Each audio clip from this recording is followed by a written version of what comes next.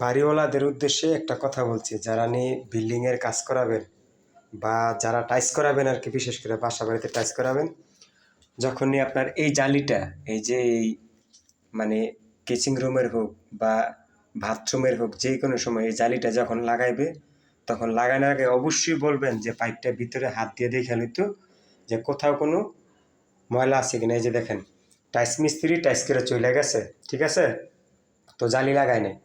তো এখন আমরা স্যানিটারি কাজ করতে, এখন আমরা জালি লাগাবো। জালি লাগানোর আগে হাত দিয়ে দেখি কে, যে দেখেন ময়লাগুলো কীভাবে পানিটা নামতো, দেখেন এই যে কীভাবে পানিটা নামতো।